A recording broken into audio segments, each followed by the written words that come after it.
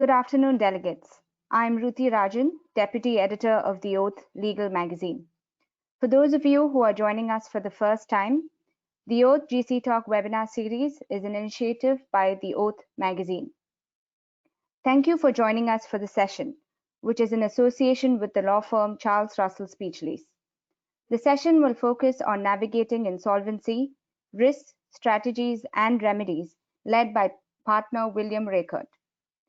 William is a dual qualified corporate lawyer with extensive experience advising on high-value complex deals in a variety of sectors, including energy and natural resources, technology, and real estate. William has more than 20 years of experience advising on matters ranging from seed series investments for startups to complex multi-billion-dollar matters across jurisdictions. His experience includes advising on M&A, joint ventures, private equity and venture capital transactions, restructuring, and compliance matters.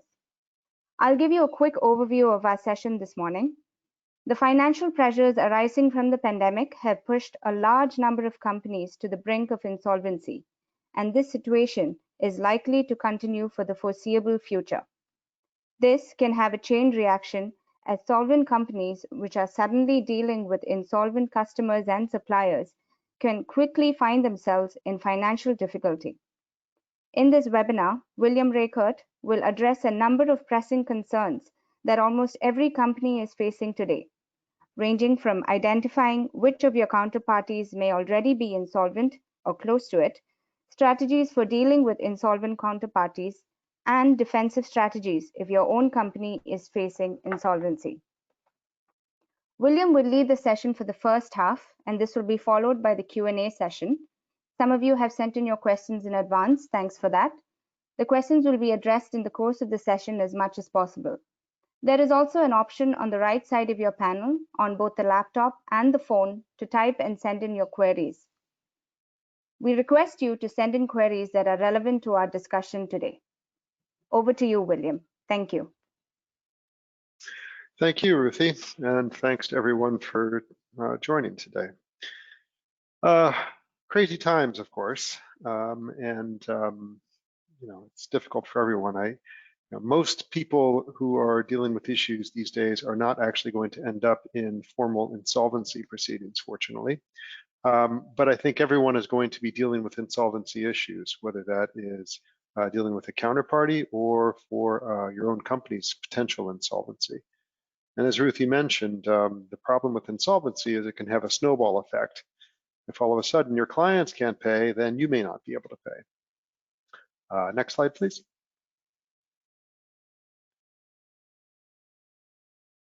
Next slide is there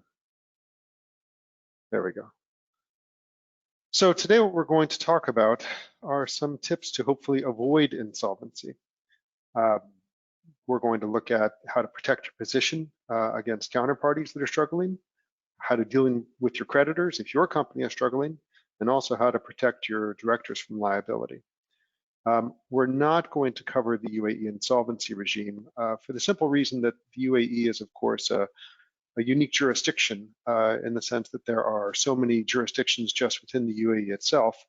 But also I know a lot of companies are dealing with really their foreign parent company issues. So, we have companies here that are dealing with GCC issues, companies that are dealing with English, Dutch, US, Cayman, you name it. And of course, in the UAE, we not only have the federal laws, but then we have the various free zones, including the DIFC and ADGM that have their own regimes. So it's really too much to discuss. And quite frankly, that's not where we want to end up. So hopefully we're going to talk about some things that will avoid dealing with insolvency.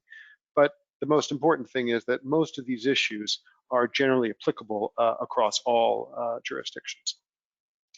Next slide, please.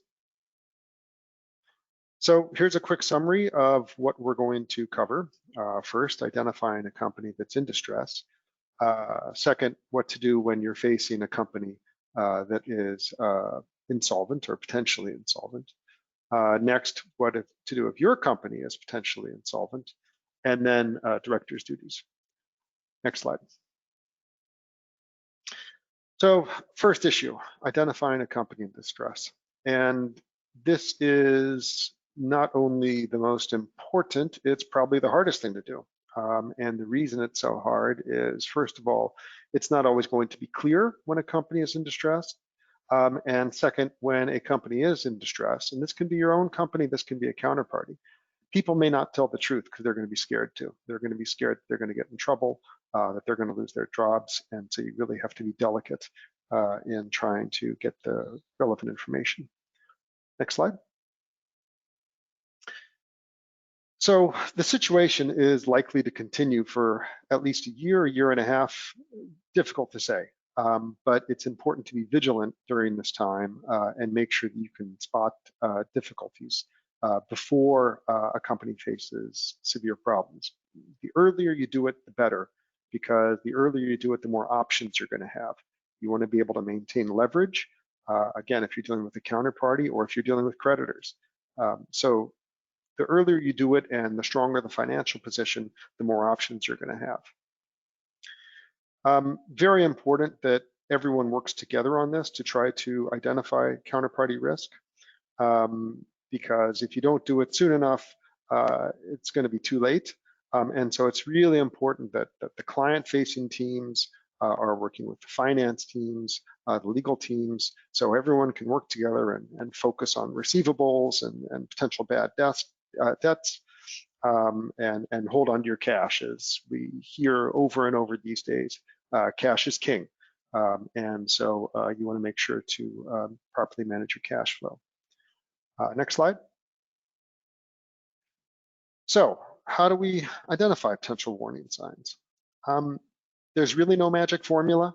I wish there were. It'd make things a lot easier. But I think the best thing to do is just really do your due diligence. And so it's a question of communication, talking to your counterparties, talking to the people within your company, trying to be open and have very frank discussions with them, and then doing your own investigation. Look into your counterparties, try to find out things in the press, speak with other people, whether it's in the industry, other counterparties they're dealing with. Try to gather as much information as you can. Next slide. So one way to do that is speak with employees, okay? Talk to your contacts at companies. Have there been recent redundancies? Have directors or executives resigned? That's a very big warning sign. If people who are in executive positions, particularly finance, if they have resigned, that can show that there's a concern about wrongful trading, and we'll get into that a little bit later, what that means. So those are big red flags. So take a look around, talk to people, check on LinkedIn, see if people have changed jobs. You know, gossip can really be your best friend here. You can even tell just by nonverbal cues, you know, if people sound stressed or worried. But you know, try to find out, again, you know, if there are delays in payments, delays in bonuses, you know, anything that sounds unusual. Next slide. Some other potential warning signs. Have there been significant changes to the business? I mean, it's very unusual in these circumstances when everyone is trying to conserve their position to radically change your business. If all of a sudden a new product line appears, you have to ask, you know, why would that be? Now, perhaps a company is pivoting to adjust to the new environment, but if all of a sudden you're trying to sell a completely new product that doesn't make sense, you know, it could be an act of desperation. Are there delays in payment? I mean, that's an obvious red flag. If a company has always been very regular, whether it's they pay immediately or within 30 days or even 60 days, if all of a sudden they're stretching that out, that's a worrying sign. Are they disputing invoices? That's something you frequently see when a company is struggling. All of a sudden they don't want to pay. They say, no, you know, we didn't really want that, we didn't order that, etc. Same thing with suppliers. If they are, you know, missing deliveries, if they're not delivering everything, it could mean that they're struggling and they're not able to procure what they normally would. If a company is trying to allege breach to terminate, also a warning sign.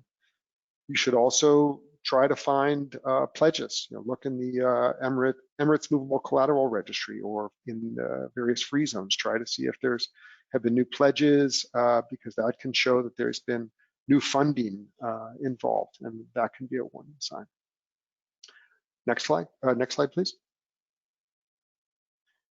How are your counterparties' competitors faring?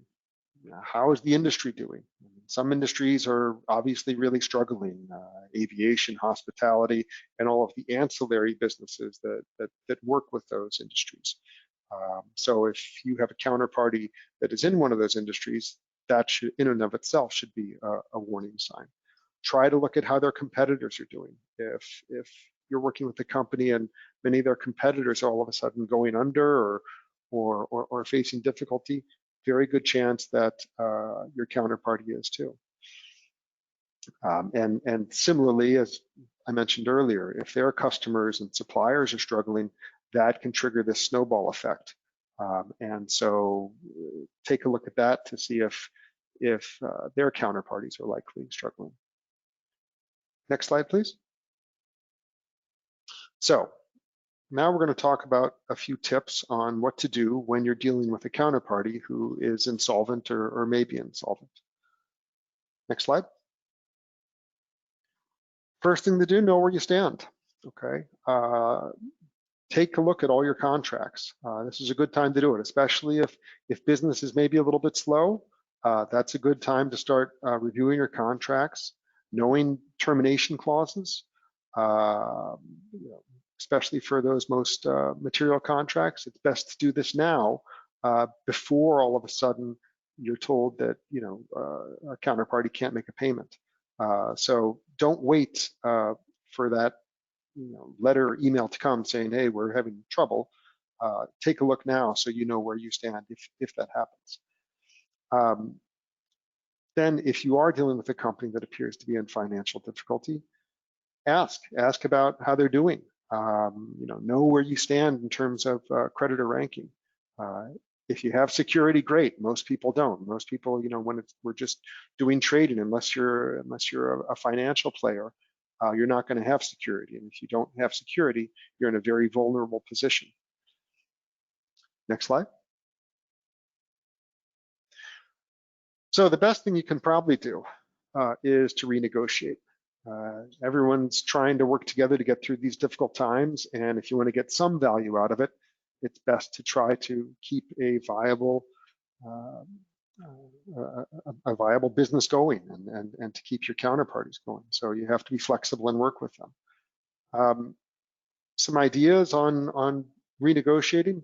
Upfront payments are great. A lot of companies are going to struggle to do that, but if they're struggling to do that, that in and of itself is a warning sign. And so you may want to say, well, if they can't pay upfront or at least a deposit, maybe we should stop doing business with them.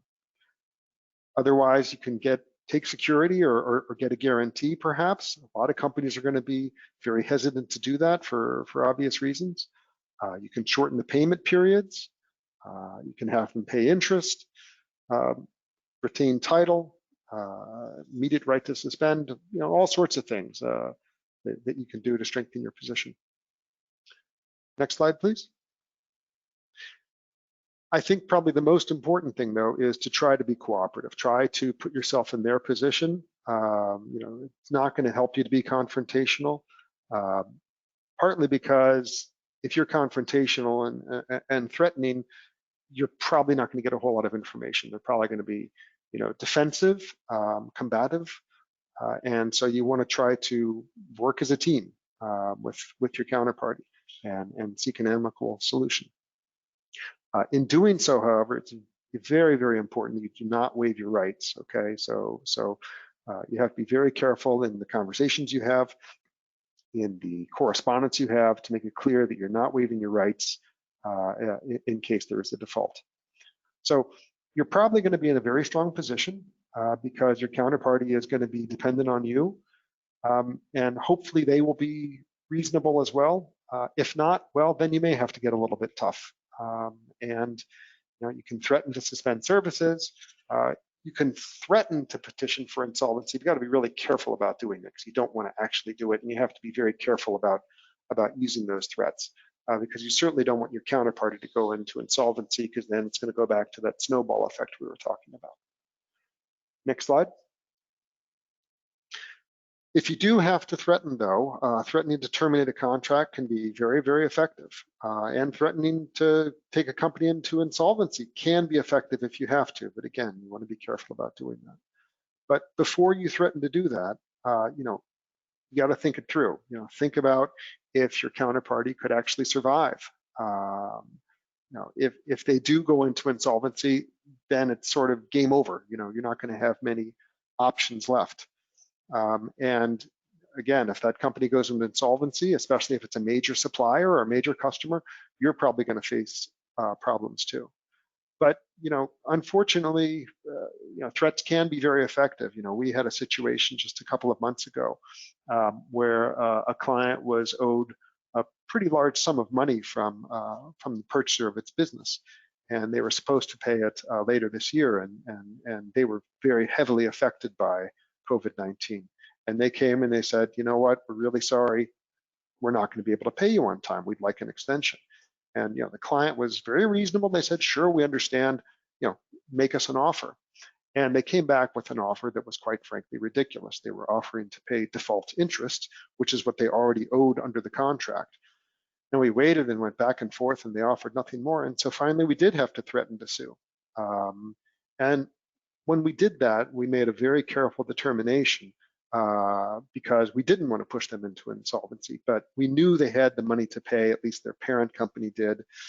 We also knew that we probably would never go to court because we knew that if we did, that would trigger all sorts of defaults under their financing. Now, it ended up happening it was a great deal for our clients because they got a lot more than they would have settled for, in fact. And we didn't actually want insolvency because we knew that we would have gotten nothing. So if the counterparty had been a bit more reasonable, they would have gotten a better deal. So that's a good example, I think, of why it's important to try to be reasonable for both sides. Next slide, please. So just a few more questions about if you're threatened to terminate, what you want to think about. Do you want to try to support the company? If there's really no long-term perspective, then maybe you do just want to terminate the contract and wish them well and say good luck, but we can't work with you anymore. Very important to consider, though, do you have the right to terminate? Look carefully at those contractual provisions, because if you terminate and you didn't have the right to, you could be facing a claim. Again, remember that if you don't terminate and you continue to work under the terms of the contract, there's a very good chance you will have been considered to have waived your rights. Next slide, please. So we talked about threatening to file for insolvency. So this is sort of the nuclear option, and you want to be careful, because if this is a good relationship, a good counterparty, even if you're just using it as a threat and you don't think you'll actually execute on that, that could damage the relationship long term. And so you have to be very, very careful about that. Similarly, if a company knows that you're not really going to do it, if they know that, these guys need us too much, they're not going to really take us to court, well, then you're going to weaken your negotiating position, because once you take out your big gun, there's really nothing left to negotiate. Some other things to consider, negative rumors spread quickly, and that could cause other counterparties to stop trading, making the company actually insolvent. It can also trigger default under their various financing contracts, which could cause big problems. So, again, you don't want to actually end up insolvency, because if your counterparty is insolvent, it's going to cause you problems, and you're probably going to get little or nothing out of it. Insolvency, no one wins in insolvency except, distressed bidders win, administrators win, and, well, lawyers win, but the companies do not win. Next slide, please. So now what we're going to talk about is what if your company is facing potential insolvency and how to deal with that. Next slide. So we're just going to go through a few ideas for what to do if you have to negotiate with your creditors and trading partners. What we're not going to discuss here, we're not going to talk about a full financial restructuring if you have syndicated loans and other financing. That's a much more complicated and complex exercise that's really beyond the scope of this. Here we're talking about trading parties. If you've got a few companies you're dealing with, how to deal with them. Next slide, please. So some initial thoughts, very same thing. It's a question of information.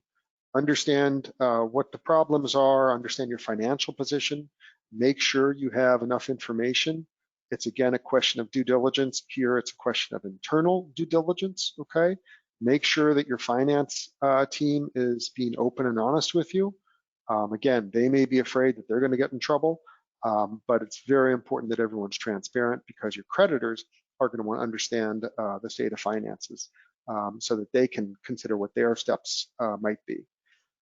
Again, very important to act fast because while the company is still solvent, even if you're on the verge of potential insolvency, while you're still solvent, you're going to have more options. You're going to have more leverage, okay? And you're in a much better position to negotiate with your creditors when you still have cash, okay? So be proactive. Talk to your creditors early on, but you have to be careful, okay? Because again, you know, after you've looked through all of your contracts, make sure that if you get into an arrangement with your creditor, that is not triggering a default under your finance documentation. Very, very important. So consult, you know, the legal team should consult with the financial team, should consult with the business team, and know what you actually want. Before you go out and talk to your creditors, what do you want? Do you want an extension of payment? You know, do you want to maybe reduce your obligations under a contract? Know that before you go in and start talking to your counterparties. Next slide, please. So as I said, I mean, it's very important before you start talking to your counterparties and even before you start talking to your finance and business people, know your contractual rights, okay? Know the trigger points, know when a breach is likely to happen, you know what your financial covenants are. Very important to have a clear picture of that so you know what kind of discussion you can have.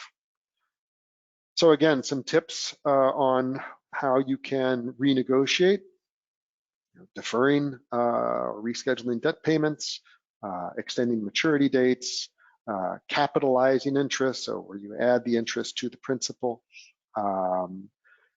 You could consider giving out guarantees, but you got to be very careful on the terms of that. A lot of companies are going to be very reluctant to for obvious reasons and may be prohibited from doing so. You could offer security, but quite honestly, that's when you really are, you have no other options because if that's triggered, well, you may lose control of the company. And you could even do a debt for equity swap, but that's really a last resort. But I think the important thing is you have to give something, okay? You have to be prepared. Your creditors aren't just gonna, well, they might, but they're unlikely to just give you something out of the goodness of their heart, knowing how everyone is struggling. They're gonna want something out of this too. And I go back to the example I gave earlier when we were working with a client where the counterparty just wasn't being reasonable and they just kept offering default interest that they already owed us anyway. There was no incentive for us to agree to that because it was already our right. So do be prepared to give something and incentivize your counterparties to come to a reasonable renegotiation. So next slide, please. So some other thoughts in terms of renegotiation. Very important to consider the impact of a deal you make with one creditor on other arrangements you have. So you have to consider all of your contracts and all of your obligations as a whole. You can't just, if you're having trouble with one customer, one counterparty, you can't just worry about your relationship with them without considering the effect that can have on other obligations that you have. because if you, again, and this goes back to the example I made earlier, you know, they said that they were not going to be able to pay a debt, and we knew that that was going to trigger default under all their financing. So if you make an arrangement with creditors, almost every single finance document will say that, you know, that is considered a breach. You'll be in default. All the payments can accelerate, and then you're really in a lot of trouble. So it's a very delicate dance, because on the one hand, you want to discuss this with your creditors. On the other hand, you can't really be admitting to say, yes, we're not going to be able to pay you. And at the same time, you need to get waivers from other parties who might be able to say that you're in default. And it's very important to be careful about that, to plan that out. And it's also very, very important to document this, okay? Don't rely on oral agreements. Don't rely on email. Get written waivers, okay, and properly amend contracts. That's very, very important. So now we're going to go on to directors' duties. Next slide, please. This is very important, I think, particularly in this region, because a lot of people may be directors or managers of companies, and they're not always aware of their duties. Again, we're not going to go into the details of what the duties are here as opposed to in UK or other jurisdictions, but it's pretty much the same. It's these fiduciary duties that usually owe to the company and the shareholders. When you get into what's called the zone of insolvency, those fiduciary obligations shift, and we will talk about that. And if directors are not aware of that, they can get into a lot of trouble. So we're going to go through a few questions and a few issues to think about. So if you are a director yourself, or if you're advising someone. So as I said, when you get into what's called that zone of insolvency, the duties shift. They shift from the shareholders to the creditors. And it's very, very important to understand, you know, when those duties shift. And it's not always easy. I mean, generally what the law will usually say under pretty much every jurisdiction is that it happens as soon as you are aware or should be aware of potential insolvency. That's a difficult thing to say. And, you know, as far as how far back that goes, I've seen some jurisdictions where that will go 12 months back. And so, you know, it's very important to watch those warning signs early on, particularly in a situation like this when everyone is going to be struggling, and even a good business can all of a sudden face a lot of adversity because their counterparties are in trouble. Next slide, please. So again, we're talking about this zone of insolvency. And as I said earlier, when a company is solvent, the director has fiduciary duties that it owes to the company for the benefit of its shareholders. As soon as the company becomes insolvent, or if it may become insolvent, so if, you know, the directors can already see storm clouds on the horizon, they need to start thinking about the creditors, okay? And they have to act in the best interest of the creditors, and it's the creditors as a whole. They can't prefer one creditor to another, even if it's a big creditor versus a small creditor. They have to think about the interests of all the creditors and try to minimize any potential losses, okay? So again, it's when they know or should have known that the company is likely to be insolvent. And, you know, failure to do this can result in all kinds of problems. It's, you know, breach of fiduciary duty. It can be wrongful trading, and that is trading when a company is insolvent and does something that's not in the best interest of the creditors. It can be fraudulent trading, all sorts of things. And, you know, the reason this is so important is that, you know, there can be personal liability, where the director is required to repay debts with interest. There can also even be criminal liability. So very, very important to take these questions seriously and be well informed. Next slide. So what we're going to do is we're going to try to go through some practical tips on what directors can do. to try to avoid this potential liability. So number one, check insurance. Okay, make sure that first of all, make sure there is D&O insurance, but make sure that it covers wrongful trading and other issues that come up in bankruptcy. Because you may have, if you're advising a director, or if you yourself are a director and you have an indemnity from the company, well, that's great unless the company's bankrupt, and then you're not protected. And so you could be facing liability yourself. And not all insurance will cover wrongful trading, so very important to check through those terms and conditions. Number two, very important not to confuse companies, okay? And I think that's particularly important, again, in this region where we have a lot of big families that may own several companies, very complex structures where there can be dozens of different entities. A director cannot act in the best interest of the group. It cannot act in the best interest of the family. It cannot act in the best interest of a parent company.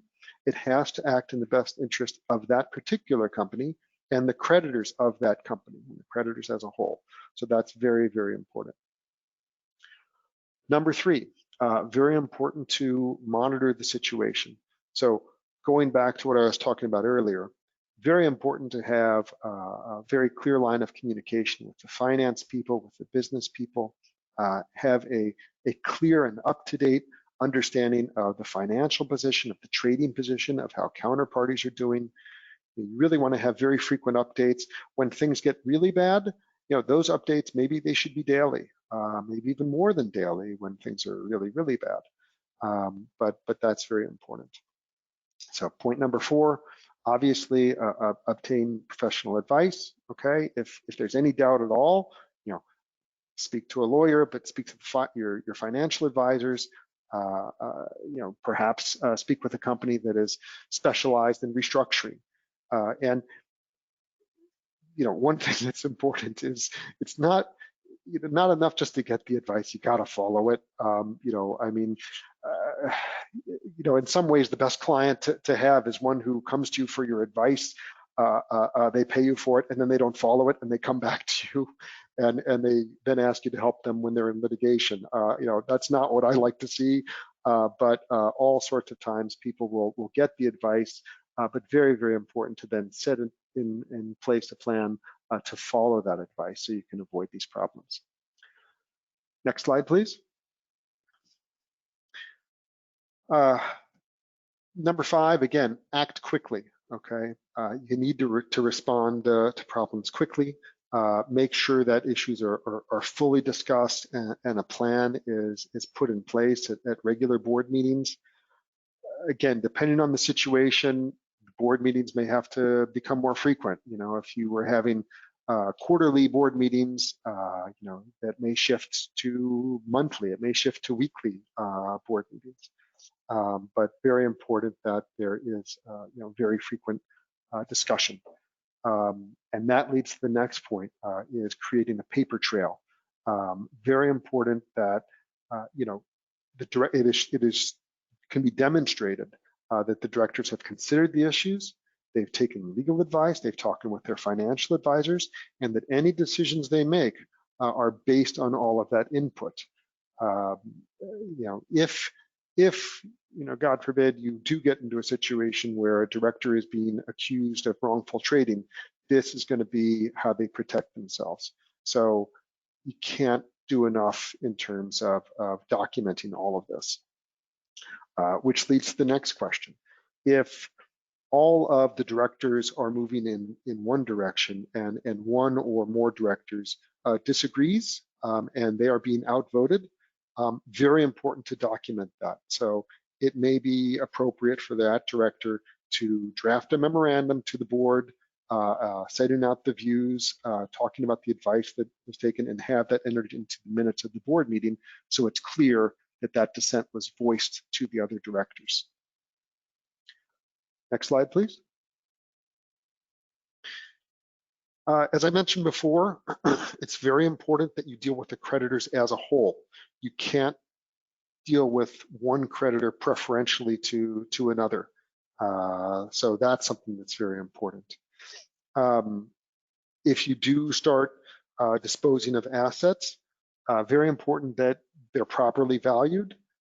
If there is an inquiry later on into whether the assets were properly disposed of and they were seen as being sold at below market value, that can cause liability. And again, the directors who voted in favor of that would be personally liable potentially for that. Next point, have a contingency plan. These are crazy times and things are changing quickly. So you may have one plan in place and then all of a sudden it didn't go as you expected, and you need to have a plan B and a plan C. And then finally, if it does seem that insolvency is your only option, well, you need to consult with counsel and apply to the court. And that's it. So I probably went through that perhaps a bit too quickly, but I knew we didn't have a whole lot of time. So I guess then we can go ahead and open it up to questions. So Ruthie, I don't know if you have any questions on your end. Yes. Thank you, William, for sharing your insight with us this morning. We do have a few questions, I'm sure some of which you've already covered, but I'm sure you can just go over the points. The first question is, what is the process for the board to flag insolvency? Okay.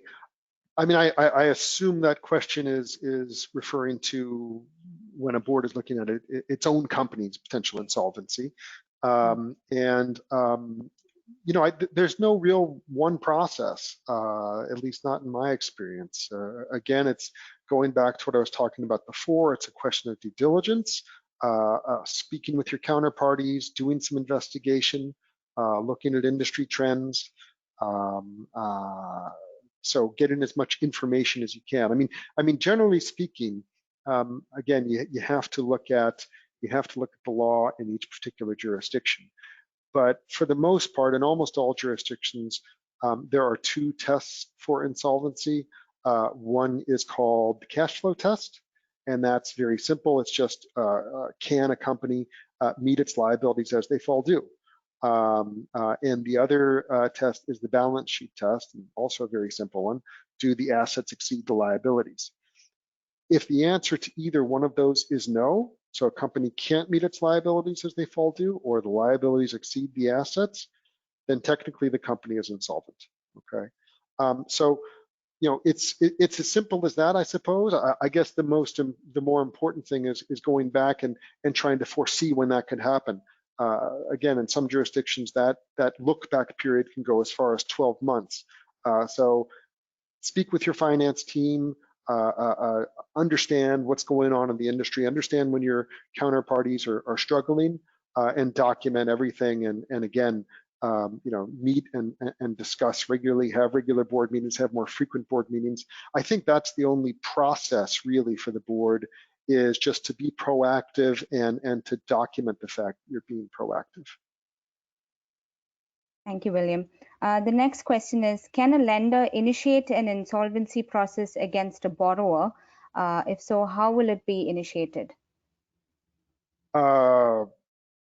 Sure, absolutely. I mean, assuming that the borrower is in breach, and again, whether that borrower is in breach will depend on a lot of things. Obviously, if there's a missed payment, that's a breach. Again, look at the underlying document and whether there is a cure period. But sometimes it doesn't even have to be that. They can still be making their payments, and as I said, finance documents tend to be very, very tightly drafted. And there will be quite a large number of potential default provisions that can be triggered very easily. So, how the process is initiated, it'll depend on the relevant law. Often, if a debt is outstanding for more than 30 days, that's often enough to submit an application for insolvency to court. And well, I mean, I'll be honest, I'm not a litigator. This is the kind of thing where I would turn it over to my litigation team. But as I understand it, it's as simple as filing an application with court as you would any other type of litigation matter. But going back to what I was talking to before, and really the whole idea behind this presentation is you probably don't want to do that. The only time I think you would want to do that is if you see the company is really in trouble, and this is the important thing, you're a secured creditor. Most of the time, companies that I'm dealing with, unless you're a bank, you're probably not a secured creditor. So if you're a secured creditor and you want to reserve your rights because you see that a company is just really on its last leg, but they still have some value there, you want to reserve your rights, then okay, you might want to think about it. But otherwise, you're probably better off trying to negotiate and then come to some sort of amicable solution with the borrower. Thank you, William. The next question is, how can you protect the company from the snowball effect of client not paying, which results in a negative cash flow, and then which leads to no cash to pay for suppliers? Yeah. Okay, that's a very good question, I mean, very, very difficult to answer. I mean, as everyone has been saying since the pandemic started, cash is king, right? And so you want to be very, very careful to preserve your own cash position. I think the only way to protect the company from that snowball effect is on the one hand, you've got to be careful with your output payments to suppliers. But again, you don't want to be in breach. And of course, if you're too careful with that, then you're the one causing that snowball effect. You're the client not paying. And so on the one hand, you've got to protect your own cash position. And then I suppose if you have a client that's not paying, go back to those tips I gave earlier, those points about renegotiating your contract, trying to have shorter payment terms, perhaps getting cash up front if you can, maybe limit your supply of goods or services. And then again, I mean, I suppose the last option is just terminate. If you got to terminate, then terminate. Thank you, William. Also, we have one more. How can we identify a consortium partner or subcontractor who is close to being insolvent, and how to manage this circumstance or the management of this circumstance? I suppose the easiest thing to do is just ask. If you fear, I mean, no one's going to be surprised these days if you go to your JV partner or subcontractor or whoever and say, hey guys, we're just a little bit worried, and everyone's struggling right now, and we'd like to talk about your current cash position, your financial position, and hopefully they'll be open and forthcoming. I mean, you can ask for financials. I don't know if they'll give them or not. I mean, you may have the right and the underlying contract to see them. I guess, as I said earlier, be constructive. Don't approach in a threatening manner. You're much more likely to get cooperation if you're seen as being constructive and helpful. Because if they are close to insolvency, again, they're probably going to be very nervous and they're going to be afraid of disclosing. So, I mean, how to manage it, it depends on whether that relationship is salvageable and whether you want to continue the relationship. So I suppose, if you think it's problematic, you just have to decide whether you want to continue to work with them or whether it's better to just cut your losses and terminate. Okay, thank you, William.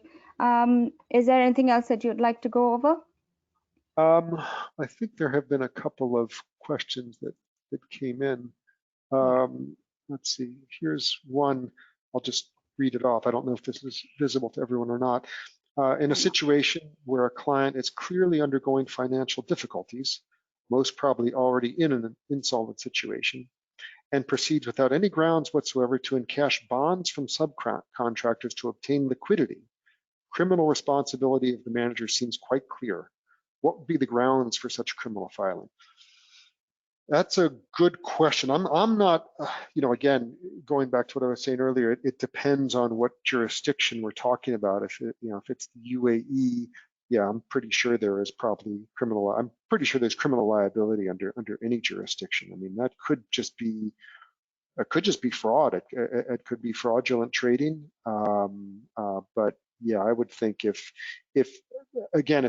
they knew there was even a likelihood of insolvency. I mean, here the question talks about, if the company is already in an insolvent situation, even if they weren't in an insolvent situation, but had warning signs that insolvency could be on the horizon several months in the future, and they did this, that would probably at a minimum be wrongful trading unless they did have a valid reason to cash those bonds.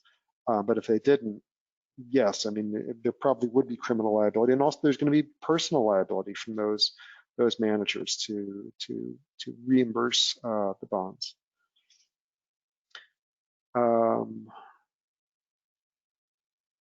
Here's another question that came in, and it's a tough one to answer. So where is the line for preferring creditors? Payment plans with all creditors.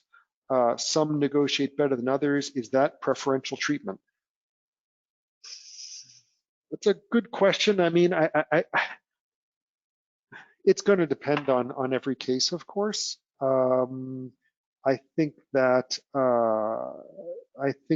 as I said earlier, probably best to come to an agreement of some sort with all creditors, in the sense that if you are going to agree a payment plan with one creditor, you're probably going to want to get waivers from the other, just agreeing that they're not being prejudiced. You may want to explain the situation to them. Of course, as I said, it's very delicate, because as soon as you tell one creditor that, oh, we're entering into an agreement with another creditor, they're going to say, oh, really? That's nice. How about us too? And so then all of a sudden you may be triggering problems where you've got to negotiate with all of them. So I don't know that there is a line for preferring creditors. I mean, I think sometimes it's just obvious. I mean, sometimes if you're clearly giving much better terms to one creditor, that is something that should be a red flag. Certainly, if it's not something that's arm's length, that's a big red flag. If it's a related entity, etc., that's a big red flag too. So these are the reasons that people hate lawyers, because what we say always is it depends. But I think usually you should be able to tell whether you're more or less treating people fairly.